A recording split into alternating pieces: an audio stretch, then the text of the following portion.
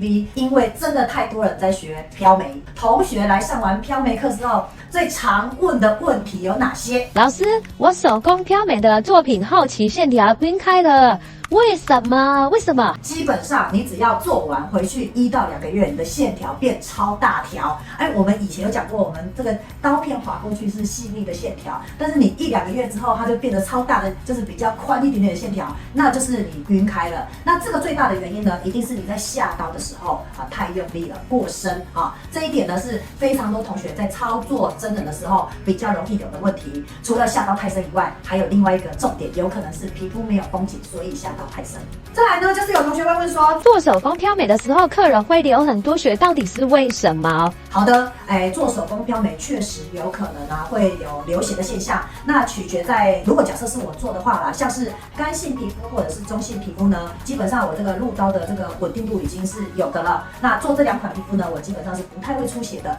但是我但凡遇到油性皮肤的呢，我在做这个作品的时候，还是会容易会有流血。扣除我们刚刚讲的那个皮肤肤质现象以外，假设无论它是干性皮肤，然后我入刀很深的话，当然也会流血啊。会流血这个问题啊，它是分成2个层面，要么就是入针太深，好，另外一个就是肤质问题。好，第3题就是飘眉一定见血吗？基本上你技术练得好就是这个干性皮肤和中性皮肤基本上不太会出血的，只有油性皮肤才会。只是说我们要尽量让我们的技术要练好，然后入针不能那个刀片不能太深哈。那再来还有另外一个，刚刚也有讲过很大的重点，就是皮要绷紧，你的刀片就可以轻轻的划过去，你就不需要带力气去割它。好，你要记得我们做飘眉是轻轻的划它，不是割它。怎么刚刚3题都围绕在血的部分呢？其实血的部分是很多做手工飘眉会有难度的地方，这样子哈。好，那就会有人问说，机器飘眉好还是手工飘眉好？这边就是要讲到说，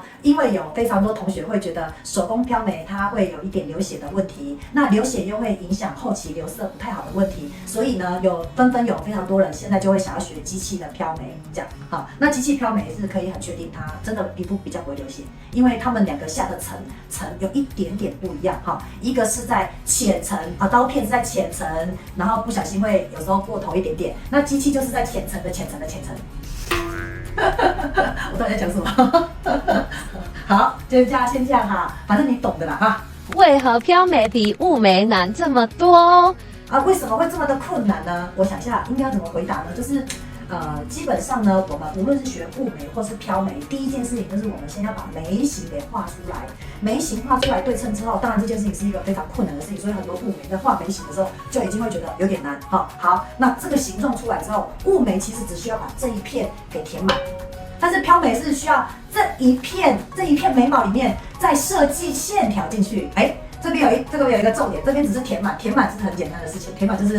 就是拿笔涂好涂满。那这边呢是要拿一条一条的线把它画进去，而且要画得好看。那所以现在重点来了，就是绘画功底到底谁练得好，谁练不好那我们这个为什么飘眉会难，就是难在我要把它一条一条画得漂亮，这有点困难。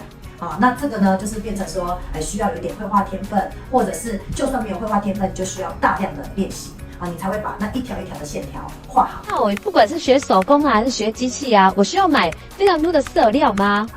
同学问得非常好。我以前去学飘眉的时候，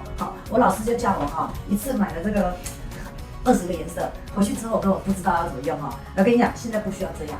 我们基本上飘眉的颜色大概就是2种到3种之间，那这3种呢还可以稍微进行调色，所以基本上我们在学习飘眉只需要准备2到3瓶的色料，基本上就可以针对，例如说我的颜色，男生的颜色会比较深一点点，偏向黑咖色的黑灰色的这种系列，或者是女生的毛没有这么黑，那我可以调稍微冷色系的这个咖啡色深的咖啡来帮女生做，所以大概是2、3瓶色料就可以搞定了，不需要买超级多。我们在做线条的时候，无论是手工或者是机器，都是需要用深色的线条、深色的色料来做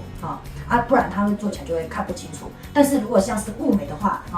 因为它是浅层的颜色，所以它就会有比较多一种颜色的搭配可以去混搭，因为它们是雾浅浅的这样。但是如果我们选择那种浅的色料来做这个飘眉的话，是做不出颜色的。好，以上呢我不知道讲了几点反正那些就是同学常常会问我的问题哈，就是学完回去之后开始要买东西啊，或者学完回去之后开始在做课的时候，常见的问题不外乎都是这些。但是还有一个更大的问题就是，老师，我做的眉毛是画的线条好丑啊，那没有办法，那就是真的要多练习，没关系啊，我们有1年复训，你就常常回来，我就会跟你讲你那线条哪里画不好，这样哈，就这样哦哈，好，那Gina TV 我们就下回见喽，拜拜。如果你喜欢我的影片，请帮我按赞、分享、留言、订阅，并且要打开小铃铛，你就会在第一时间收到我们的最新消息。我是Gina，我们下回见，拜拜。